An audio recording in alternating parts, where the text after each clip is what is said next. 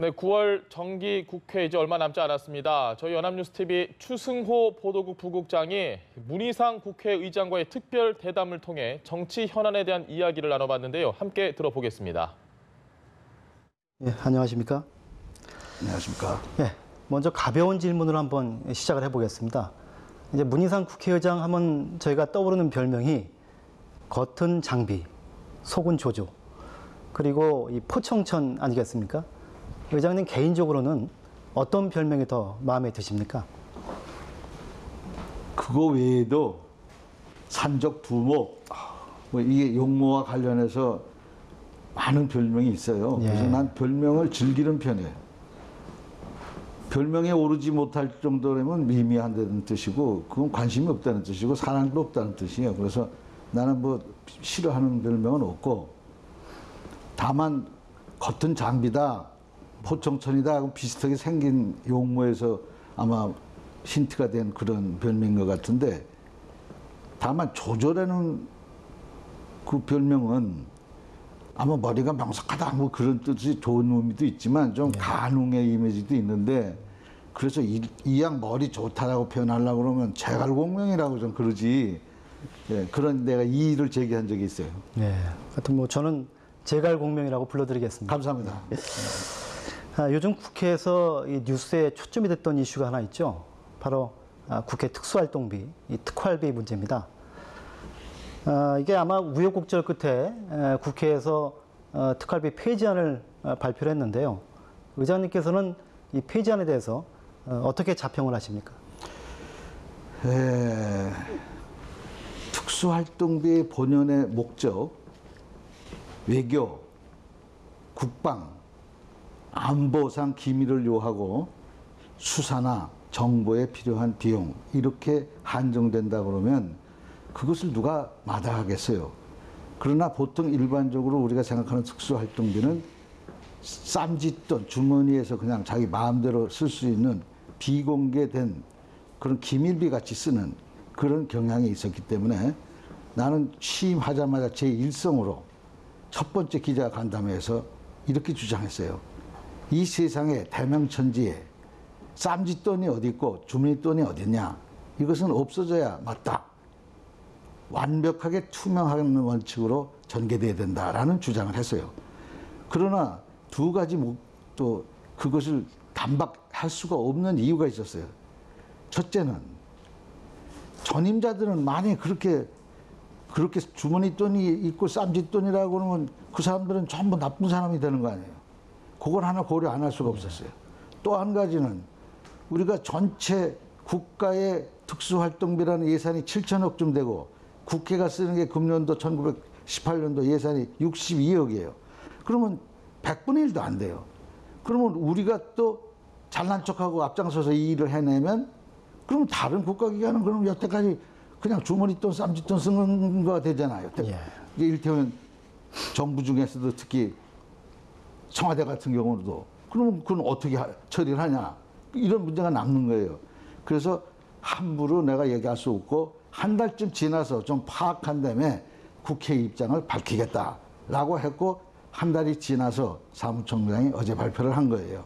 그러니까 국회 전체는 그런 점을 다 고려해서, 그럼에도 불구하고 이 역사적인 어떤 그런 그 결단을 내리지 않으면 이런 그 어떤 관행에 젖어가지고 그냥 흘러갈 수밖에 없고, 마침 내가 부임한 이래로 특수활동비 단 1원도 쓰지 말아라 해서 1원도 나가지 않은 상태에서 8월 16일에 결정을 했고, 이제 앞으로 그대로 나갈 겁니다. 예, 좀 껄끄러운 질문일 수 있는데요. 그렇다고 뭐 질문을 안 할 수는 없습니다. 이번 발표에서 국회의장단 특활비는 존치가 됐습니다. 그러니까 특활비 하면은 이 사용 내역이 투명하게 공개가 되지 않기 때문에 예외 없이 아예 폐지를 시켜야 된다는 여론도 만만치 않습니다. 이 국회의장단 특활비라는 게 대체 어떤 것들이고, 또 이번에 존치시킨 이유가 무엇인지 좀 알기 쉽게 설명을 해 주십시오. 그거는 지금 말씀하시는 거에는 착오가 있어요. 사실이 아닌 대목이 있어요. 지금 남은 예산이 있고 그 예산은 의장단이 쓰는 특수활동비다. 그거는 예외로 쌈짓돈으로 만들어 놓은 거 아니냐. 이런 걸 지금 머릿속에 전제하고 하는 질문이에요. 그건 사실이 아니에요. 모든 특수활동비는 국회가 쓰는 것이고 의전서열 2위인 국회의장의 허락하에 다 쓸 수 있는 예산이에요. 그러니까 국회 예산이죠. 국회 특수활동비죠. 근데 그것을 일테면 국회의장이 얼마씩 줬기 때문에 그걸 하든 원내교섭단체가 반납을 안 하기로 하고 결의를 했고 반납한다고. 그다음에 어제 상임위원장들이 다 모여가지고 합의를 했어요. 우리는 안 쓴다. 이런 거고. 의장단도 기본적으로 안 쓰는 거예요. 그거에 대해서 좀 착각을 한 것 같아요. 근데 꼭 그런 기밀비가 필요한 안보 외교 상황에 있는 사례가 내가 지금 겪은 걸로도 상당히 있어요. 그럼 앞으로도 그런 상황이 있어요. 그런데 그 인기에 편승해서 시류에 영합하느라고 그것을 그냥 한다 그러면 그건 또 다른 국익의 손실이에요. 그게 얼마라고는 얘기할 수도 없고 어디라고는 얘기할 수 없지만 내가 양심에 따라서 내가 할 수 있는 범위 내에서 최소한으로 그것도 줄여서 집행하겠다는 것이고 액수가 정해진 게 아니에요. 국회의장단 특활비는 이 국익 때문에 어디에 쓰는지 용처를 좀 밝히기가 어렵다는 말씀이시군요. 근데 대개 다 알아요. 그리고 예. 기록상에 남을 수밖에 없어요. 그렇게 엉터리가 아니에요. 예, 한 국가기관이 움직이는데 더군다나 대한민국 국회가 국회의 이름으로 쓰는 이를테면 기밀배 성격인 특수활동비를 그렇게 아무렇게나 막 쓸 수가 있는 게 아니에요. 네, 알겠습니다. 정치 경력이 무려 40년이나 되시고요. 또 육선의 현역 최고령 국회의원이신데요. 최고령은 아니에요. 아, 최고령 아니신가요? 예, 서창원 의원도 계시고 또 우리 박지원 의원도 계시고 네, 랭킹은 제가 3위입니다. 알겠습니다. 예, 예. 이런 원로 정치인이 국회의장 취임사에서 어떤 화두를 꺼내실까 사실 무척 궁금했습니다. 들어보니까 이 첫째도 협치, 둘째도 협치, 셋째도 협치 이런 말씀을 하셨는데요. 협치를 이렇게 강조하신 이유는 어떤 것이고 또 앞으로 국회의장으로서 협치를 어떻게 실천해 나가실 생각이십니까? 협치를 강조한 이유는 나의 기본 정치 철학의 기본이 정치에는 두 가지 단면이 있는데 하나는 전체의 그 갈등 구조를 조정하는 어떤 그런 측면, 또 하나는 투쟁에서 쟁취하는 측면, 이상과 현실의 측면인데 나는 그 두 개를 좋아하는 측면에서의 정치를 목표로 했고 정치 그 자체가 협치예요. 협상해서 토론해서 대화해서 결론을 유도하고 민주주의 원칙에 따라 다수결의 원칙에 승복하고 이게 따르는 그 자연스러운 거예요. 협치가 무슨 특별한 의미가 있는 게 아니라 그냥 난 정치 그 자체가 협치라고 생각해요. 우선 그런 정치 철학에서 기본이 있고 두 번째는 지금 우리 민족이 대한민국이 갖고 있는 엄청난 세계사적 격변기에 두 가지 테마가 있는데 하나는 촛불혁명의 완성이라는 책무 하나하고 한 가지는 한반도 평화를 정착시켜야 된다는 두 가지 측면이 그야말로 경천동지할 일이 한꺼번에 닥쳤어요. 그러니까 20대 국회 하반기에 운명적인 협치의 운명이 될 수밖에 없는 여건일 수밖에 없는 거예요. 이걸 해결하려 하면 국회가 제도적으로 보완을 해야 되고 그것이 한반도 평화 해결 때는 국회 비준의 문제가 될지도 모르고 또 예를 들어서 각종의 개혁 입법의 과제에 대해서 적폐청산이 이런 걸로 다 제도적으로 완성이 돼야 되는데 그것도 이젠 청와대의 계절이 끝나고 국회가 마무리를 져야 되기 때문에 이 모든 문제가 겹쳐서 이때 왔단 말이에요. 그런데 20대 국회는 전 국민이 만들어줄 때 아예 사당체를 만들었어요. 여소야대가 돼서 혼자 누가 마음 놓고 마음대로 할 수 없는 상황이에요. 협치는 숙명이에요. 20대 국회. 그래서 협치를 첫 번째도 협치, 두 번째도 협치, 세 번째도 협치라고 얘기하는 건 바로 이런 역사적 배경 속에서 현대 20대 국회가 갖는 어떤 숙명적 입장을 강조한 거예요.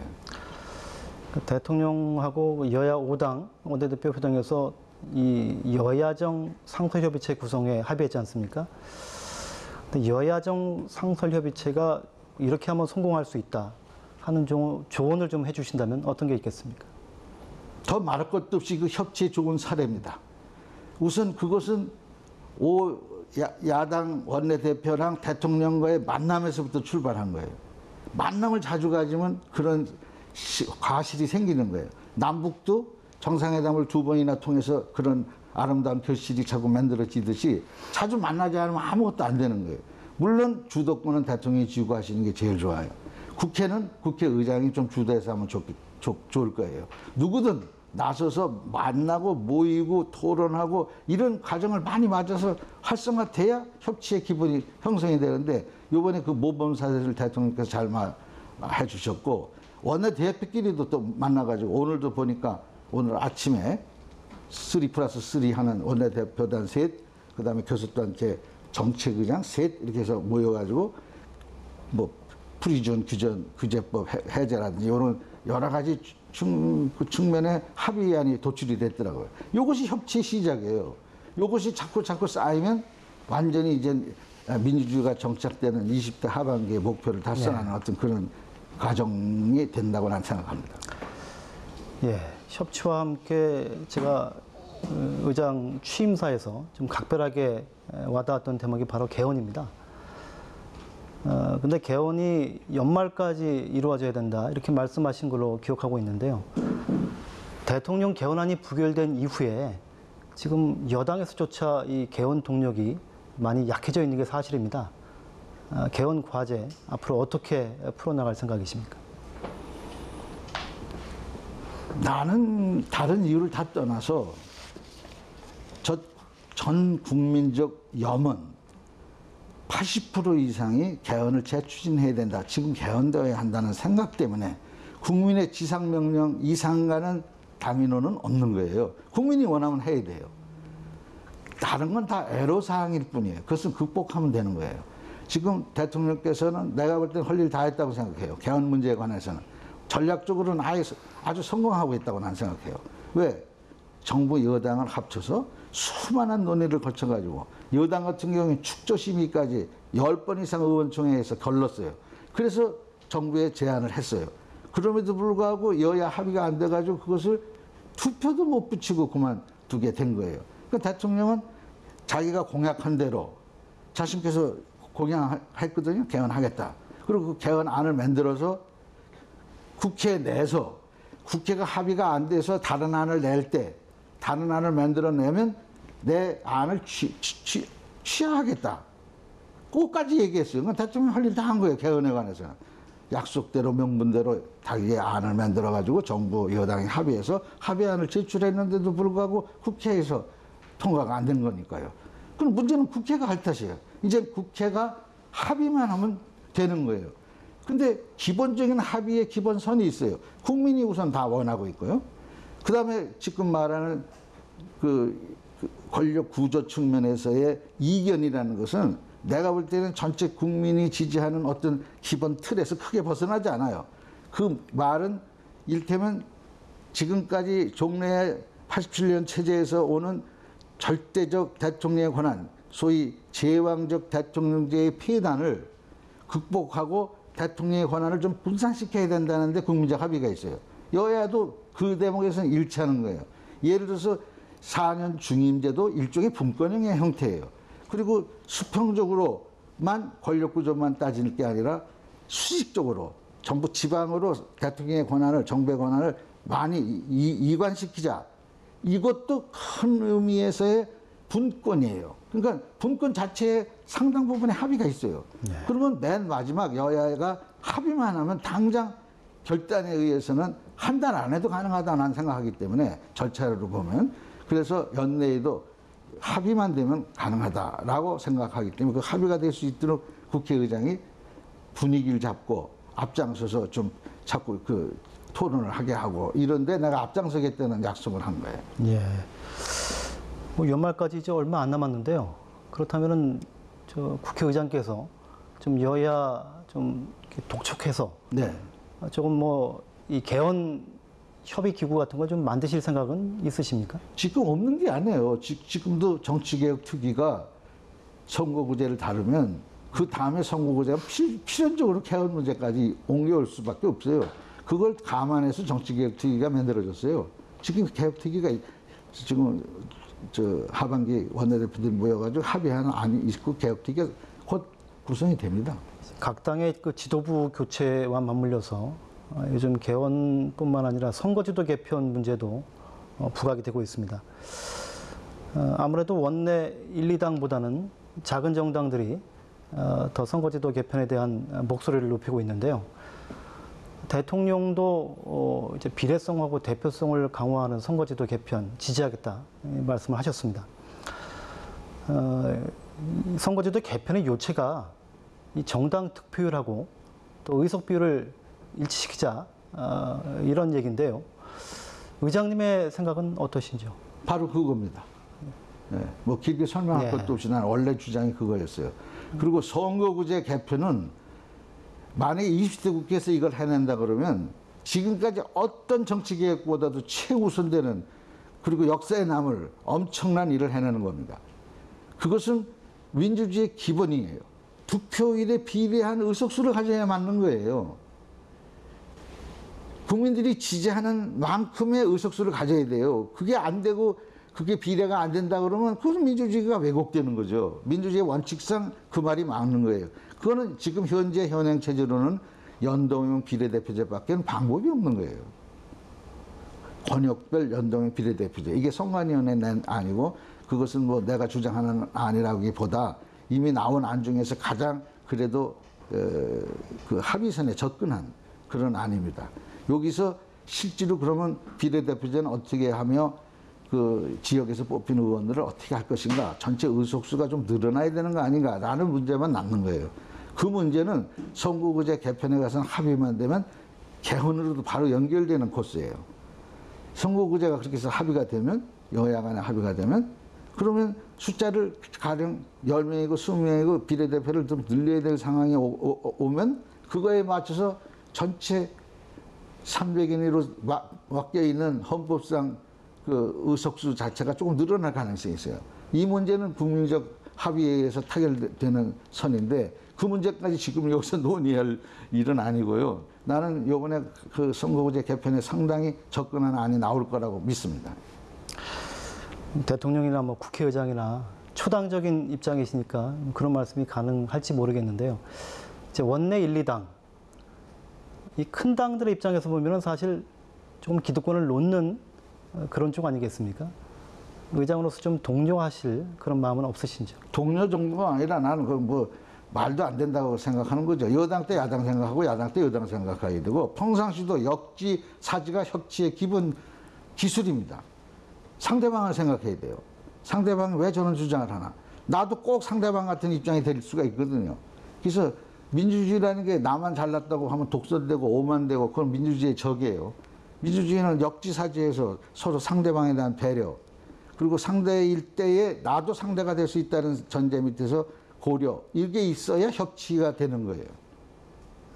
지금 8월 임시국회가 진행 중이고요. 또 뭐 조금만 더 있으면 9월 정기국회도 시작이 됩니다. 그러니까 새로운 수장을 맞은 20대 후반기 국회에 대한 국민의 기대가 매우 큰데요. 마지막으로 이 첫 정기국회에 임하는 각오 한 말씀 부탁드리겠습니다. 국민의 신뢰를 받는 국회, 좀 성숙한 국회라고 그럴까, 격조 있는 국회라고 그럴까. 원래 국회라는 곳은 싸우는 곳이에요. 왜? 다 구성원 자체가 다른 정당, 다른 세대, 다른 지역, 다른 이념을 가진 사람들이 전부 모인 것이에요. 그래서 용광로처럼 여기서 의견이 재련되고 성숙돼가는 과정 속에서 민주주의라는 건 꽃이 피기 때문에 국회는 원래 싸워야 돼요. 그런데 그 싸움이 이제 몸싸움이 돼서는 안 되기 때문에 이제 선진화법이 생겼고 그러다 보니까 또 무기력화돼서 지금 식물국회라고 그러는데 그 말은 말싸움은 하라는 얘기거든요. 근데 그 말싸움은 막말 가지고 상대방 헐뜯고 상대방 그냥 쑤셔대는 그런 말의 싸움이 아니라 논리를 가지고 어떻게 하면 국민을 더 위할까라는 걸 가지고 매일 토론하고 매일 싸워야 돼요. 쓸데없는 막말 가지고 싸울 일이 아니라 진짜 대안을 가지고 정책적인 걸 가지고 매일 토론하는 그런 곳을 만들고 싶은 게 내 꿈이고 20대 국회는 그걸 되는 일에 제도화하는데 그중에 가장 내가 두 가지를 강조했는데 하나는 소위를 많이 만들어서 활성화하자. 그리고 그 소위를 정례화하자. 그래서 상시국회를 만들자. 1년 12달 다 문을 여는 그런 국회를 만들자. 일하는 국회가 돼야 국민들이 그래도 존경과 사랑은 못할 망정 신뢰는 할 거 아니냐. 너 일은 하는구나. 그런 걸 보여주자라는 것을 모토로 열심히 노력하고 있습니다. 이제 정리할 시간인 것 같습니다. 아무쪼록 초심 잃지 마시고 역사의 길이 남는 멋진 국회의장이 되시기를 기대하겠습니다. 그렇게 희망하고 오늘 있습니다. 말씀 감사합니다. 감사합니다.